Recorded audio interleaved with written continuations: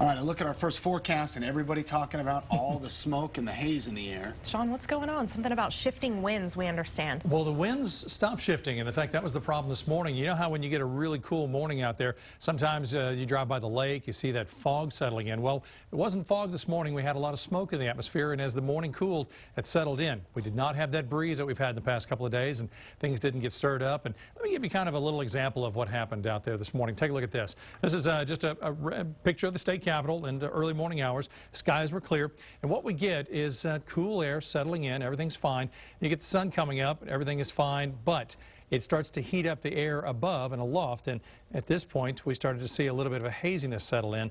That's what you're seeing out there. In fact, this is what it looks like live from our downtown weather cam, and at the moment you really can't see too far off in the distance, but earlier you could see up to about the Capitol, and that was it. Very foggy looking. But the big concern was, of course, this morning, a lot of folks, maybe you slept with the windows open, or maybe you stepped outside this morning. That smoke is not from fires around you that are presently burning.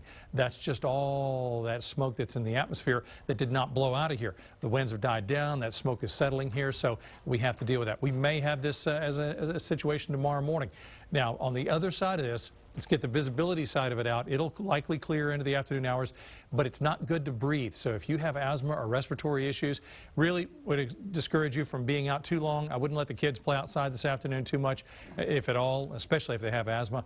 This can be a bit of a problem out there. You know, when we talk about the ozone action days, ozone alerts and such, this is kind of the same thing. The winds are very still. You get a hot day, but in this case, it was the smoke that settled in this morning. So just treat it like an ozone day, and you'll be fine.